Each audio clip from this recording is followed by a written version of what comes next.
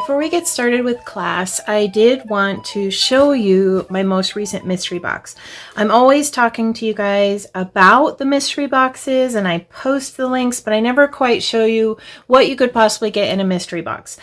Just know that all of the items in here are always worth more than you are spending. Usually you're getting these at almost a 75% discount.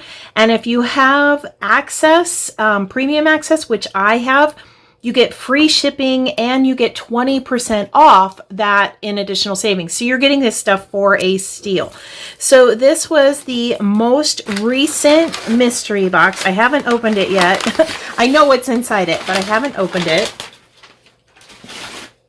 So in this mystery box, I am getting some premium glossy vinyl in this beautiful coral color. This is a fun color to use. I have some everyday iron-on in the Tea Party sampler. So you can see there's some pretty pinks and white there. I'm definitely going to use that. Some more glossy vinyl in this beautiful, like a rose color. It's really pretty. Definitely will use that. Some adhesive foil. So this is like adhesive vinyl, but it's foil. It really looks beautiful on glass. And this is a fun fall color. I'll probably save this for my daughter's wedding. I have some foil iron-on. Foil iron-on is fun. This is the Ladylike sampler. So there's a couple colors in there. Some gold, some rose gold, some pinks and bright colors, almost like a wild berry color. I have some Infusible ink. This is great to have if you're like just getting started out, to just have like one box to see if you like it. And these are some fun fall colors. These are great masculine colors too. And then I got a set of extra fine point pens in gumball colors. I love the extra fine point. Not only do I use these in my Cricut machine, I actually use these for journaling and for doodling. I keep all of my Cricut pens out all the time because I use them for more than just my Cricut. And then I got a brand new portable paper trimmer. I love their paper trimmers. And then this one came with a cutie, and this is a limited edition cutie. This is in a pearl color. So it's a fun little cutie in pearl. These are actually collector's items. I'm not a huge collector of things. I actually sell most of my cuties. There is a Facebook group and there's a couple of spaces online. You can sell your cuties for $50 to $75. So if you bought the box for $35, which is how much I paid, I can sell the cutie for $50 to $75. This one will probably go for $75. And, you know, basically make back my money. That's how I work sometimes. There are some cuties I do keep in my office, but usually I'm getting these boxes just for all of the fun little specials that I'm getting in there, and it's always a great value that you're getting.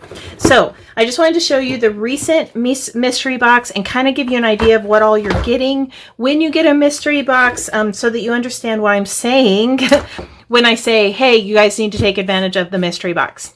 All right, let's go ahead and get started with class. All right, so I have my standard grip mat. I am going to be using the Infusible ink in these patterns. Let me double check what the name is. It's always hard for me to find the name on here. River's Edge. So you can see this one has pebbles on it, but I'm actually going to be using this one because I'm going to be doing those coffee coasters that I showed you guys. And so I thought this was a nice pattern for that coffee color. It's just kind of very generic. There's a couple of other brown tones that are out there, but I wanted to use this one. Okay, so I'm just going to go ahead and open the box. And remember, you do want to keep your Infusible ink in the box. You don't want to lay it flat. You don't want to cut it down like I do with all of my other vinyl. You want to keep this free from the elements. You don't want it in the sunlight. You don't want it exposed. You don't want it scratched. So I just keep all of mine in the boxes. And then when I'm done with this, I'll end up putting it back in the box. Just so I don't end up destroying it, because I can use what's left over on another project later.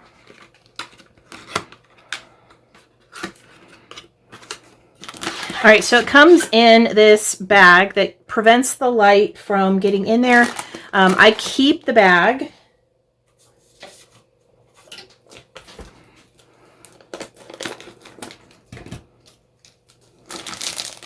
And then you're going to see that the Infusible ink sheets definitely look different than the sample, because these are, they're going to be a lighter color, but when it reacts with the heat, the color will change. All right. You're also going to get kind of a, little guide. If you want to go to infusibleinc.com to learn more about Infusible ink, you can go there. You're going to get a little cloth to wipe down your project. If you have a polymer project, you have some butcher paper that we're going to need to use. And then here are the two pieces. And like I said, they definitely look different than the sample, but once the heat hits, they're going to work out great. All right, so I have mirrored my project in Design Space, and we're going to place it so the ink side is up. When we go ahead and adhere this down, we're going to have this shiny side that is up on our project, which is why we're mirroring it. So we're going to put it ink side up. And like I've said in the past, do not touch this. Try to avoid touching it as much as possible. You don't want to get any of the oils from your skin on this. You don't want to scratch it if you've got nails. So I try to touch it the least amount as possible.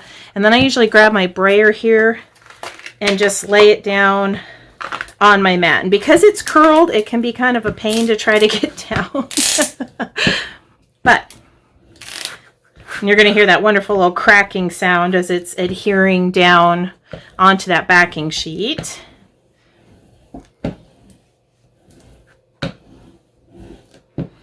All right, so we've got ink side up, we've mirrored our project, and I'm going to go ahead and run this through my Cricut machine. All right, I've gone ahead and cut everything out. We're going to flip the mat over so that we're not touching that ink side. And we're just going to slowly peel our mat away from the project. And you can see that it has cut out, but it hasn't cut through the backing sheet, or it's not supposed to. I am going to trim this so that I can save the extra pieces. The stuff is, it's the consistency of thick pattern paper. So just think that when you're trying to cut and mess with it, and then with it being curled, sometimes it can be a little bit difficult to get a handle on. All right, so before I forget, I am going to roll up the items I don't need and get them back in the box. So I only need one piece of butcher paper. I'm going to go ahead and roll this back up, place it inside the little black bag. I'm going to grab my other piece of butcher paper here that I don't need.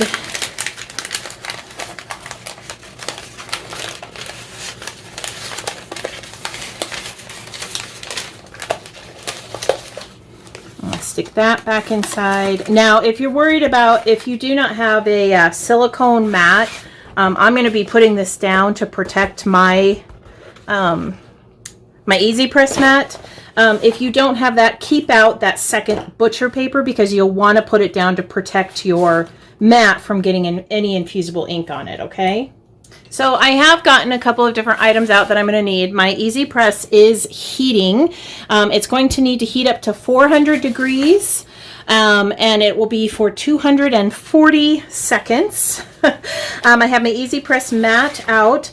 I'm going to be placing a silicone mat on top of it, just to protect this from getting destroyed, because I do not want that happening. Then we're going to go ahead and weed this. So since there's a lot of different coaster pieces here, I'm actually going to cut each one of these apart because we're going to be putting them on the coasters separately. And so I do not want to have to try to weed it with all the bits and pieces together. And then this is just going to save me a little bit of time here when I go to place them down onto the coaster. Okay, and these are the coffee coasters we designed last week. I taught you guys how to take an already made project and personalize it for your own unique taste. And then I also told you how to take that Cricut made project and use images you own to replicate it. All right, so we're going to start weeding the Infusible ink. Now, Infusible ink is a little bit different. It helps if you have your photo, your project up on the screen so that you can see which pieces need to be removed. Now, remember I told you guys when we're creating, you're going to have some pieces that stay on the carrier sheet, and you're going to have some white space so that your coaster or your fabric or whatever you're using shows through. So this one is our little heart piece, and we're going to have some little bits and pieces that pop out. And I found that tweezers work best. You just kind of have to fold the sheet a little bit, grab that piece and pull it off. I have kind of sped up the video here just to make it go a little bit quicker for you while I'm weeding. And like I said, it has the consistency of like thick patterned paper. It's not sticky. The backing sheet is a little sticky, but the Infusible ink itself is not sticky, okay? Now, if you recently put lotion on your hands, you're going to want to wash them because, like I said, you don't want to get a bunch of oils on this ink. Try to touch it as little as possible. I know it's kind of difficult when you're weeding. And then we're going to want to pull off the outside around it so that we have that round coaster shape.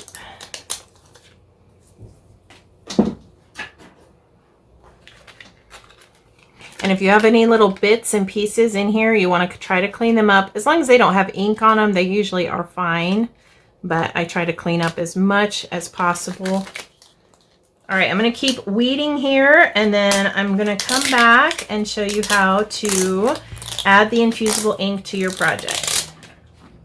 All right, so I've gone ahead and weeded quite a few of these. The biggest thing you really want to pay attention to, if you have centers of letters, make sure you leave them if the pattern calls for it, because you're going to want to make sure that you can read that word. I have like a light here at my desk, and I kind of hold things up to the light. Now you're going to see some of these that have like the chunkier letters. I was telling you guys, if it's really chunky, it works really well, and it's really easy to weed. And then you can see I kind of missed a little bit here. So let me just come in and just kind of get some of that off. So you don't want any excess.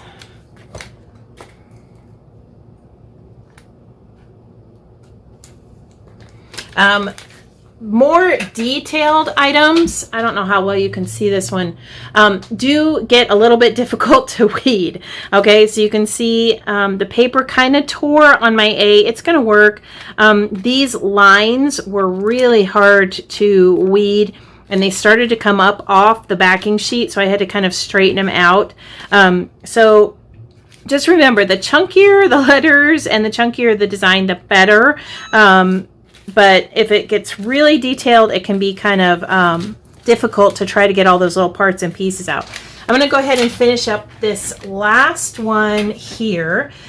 This one, it does have that coffee cup around the edge.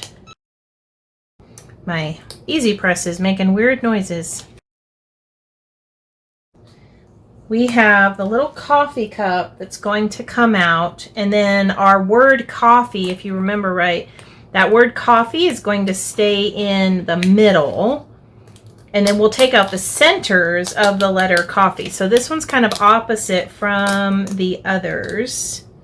And that cracking noise is normal. Like I said, you're just pulling that paper, that ink transfer paper over. So, whereas this one, I left the letter centers on the backing sheet. This one, we have that word coffee that's going to stay there. And then we'll pull out the centers of those letters here in a minute. So we take out the little steam pieces. And then I'm just going to carefully pull out these centers because I do not want to pull any of the letters from the backing sheet. They're very difficult to line up. And once they've kind of come off the backing sheet, this backing sheet isn't super sticky. I mean, it's a little sticky, but not very sticky. Once you've pulled off something from that backing sheet, it can be really difficult to try to get it back on. So you just want to be cautious. You're not pulling the items you want adhered to your project. You don't want to pull them off the backing sheet. So I always like to turn mine over just to look at the back to make sure I've got all the parts and pieces. Like I said, if you have a light box, it comes in handy. I just kind of hold mine up to my lamp to see if I've got all the little parts and pieces.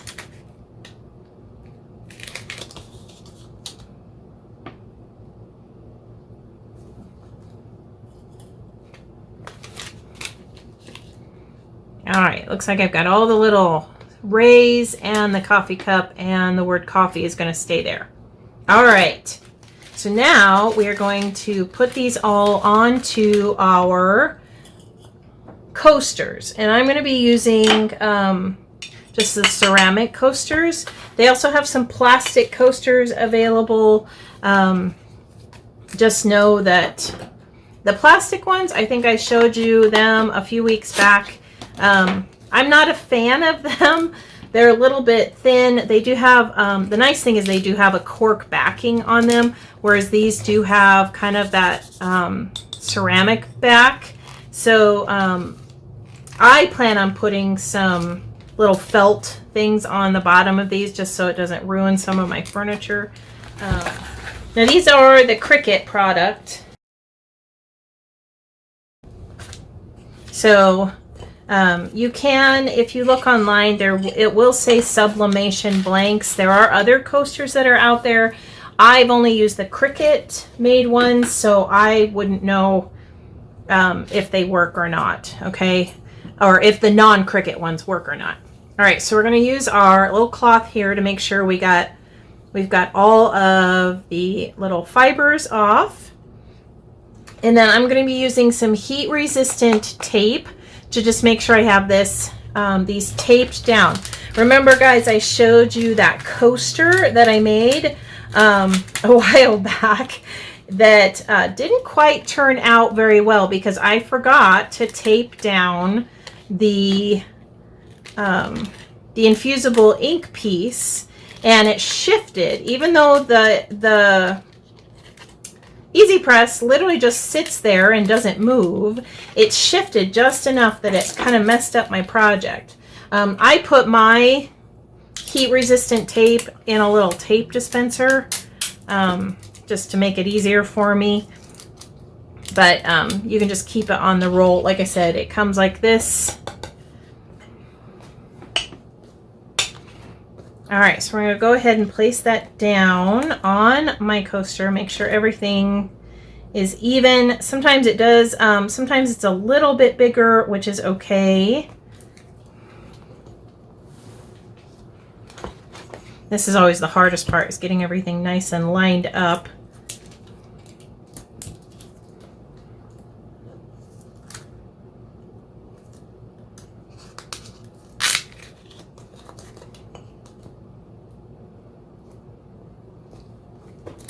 Now we're just going to bring that over.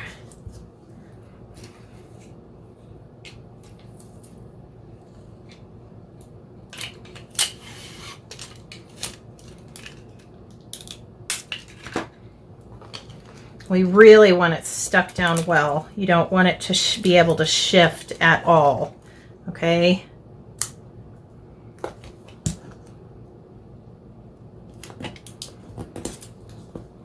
So nice and tight. All right, and some people will go across both ways. It just kind of depends on your design.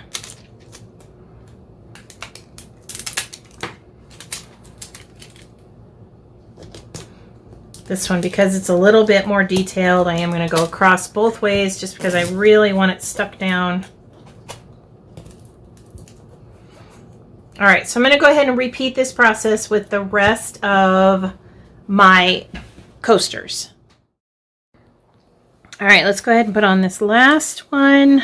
And we're putting it on the shiny side of the coaster, not the dull side. We want it on that shiny side.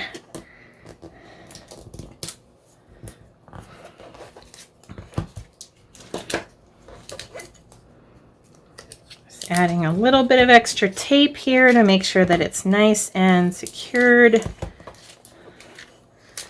The more detailed it is, the more tape I usually add, just to make sure that it doesn't shift on me. There's nothing like getting this up and you're all done and the project's shifted and all your infusible inks everywhere, and then you're so frustrated because you spent all that time cutting and weeding and designing and then it didn't turn out. All right. So we're going to have to do one at a time here. I'm going to move some things out of the way. So I've gone to the Cricut heat guide, and it has told me with my easy press that I need to set it at 400 degrees, and we're going to have to heat for 240 seconds, which I know is a long time. So that's why we have this wonderful thing called video editing. Don't you love that? I can fast forward. All right. So I'm going to go ahead and place this down onto a silicone mat. That's going to prevent any infusible ink from getting onto my easy press mat. It could get on the silicone mat if you're worried about that. What I've done in the past is I've just cut apart my butcher paper here and then place it down, and then just go ahead and place the butcher paper down on top because we don't want to get any infusible ink on the easy press either. All right, so we're just going to pick it up and we're just going to place it directly down. Don't shift, don't do anything, just go ahead and press the go key. All right, so we've gone for the full 240 seconds. Gotta love the ability to just fast forward, right? Okay, so we're just gonna lift up. And because this is at 400 degrees, it is super, super hot, okay? You're going to not want to touch this. You're just gonna wanna go ahead and set it aside somewhere where it's not going to burn or melt anything. And then we'll peel it off in a little bit, okay? I'll pop it down over there so I can do the next one. Now, Cricut suggests that you put this with the liner down, okay? So we're going to do that for this next one, which is kind of the little coffee bean. So I'm going to go with it down this time. I still got the butcher paper sandwich here. And then again, we are going to just place this straight down. Don't move it, don't do anything, and just push the go key. All right, so we've gone ahead and got another 240 seconds. Again, super, super hot. Do not touch it, okay? You will burn yourself. I'm just going to pick this up. I'm going to put it over.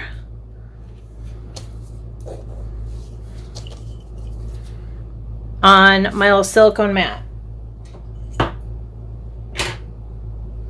right, I'm just going to repeat the process with the rest of my blanks. I like to put the transfer up. Like I said, some people like to put it side down. So I'm going to go ahead and just keep going and finish up the rest of my coasters. All right, so we have fast forwarded and we have already heated all of our coasters. You can see that my paper has a discoloration to it. that was some of the Infusible ink that transferred as it was going, because remember I told you guys the way Infusible ink works, it's a solid on the carrier sheet, and the heat causes it to turn into a gas, and then that is what causes the bond onto your polyester or your polymer product. And it's that gas that actually causes the discoloration in your butcher paper. It can get on your silicone mats, and it can get on your Easy Press and your Easy Press mat. So that's why you want to make sure, guys, that you are using that butcher paper. All right. So these have cooled. This one's still a little bit warm, but it's cool to the touch. I'm going to go ahead and remove all of these, and we're going to see the reveal. That's always the best part. All right, so when we've removed the tape and we're going to pull up that transfer sheet, you can see there are those little beans, and you can see right along the edge that it just went over the edge a little bit, but that was great. Now you can see I did make a little mistake. I forgot to weed that little part right there, but you really can't tell. You wouldn't have even noticed it if I didn't point it out. Now this was one that I did facing downward onto the mat, and it turned out really, really well. Let's go ahead and pull off the tape on this second one. Now this one I had facing up with the heat press on the top, and it turned out just fine. Again, we went all the way to the edge. Our transfer was a little bit bigger than the coaster itself, and that just gives us a nice clean edge. I actually like the way this looks, and this one turned out really well also. All right, let's take a look at the very first one that I heat set. These were those little latte hearts, and this one was heated facing up with the heat press directly on the top of it.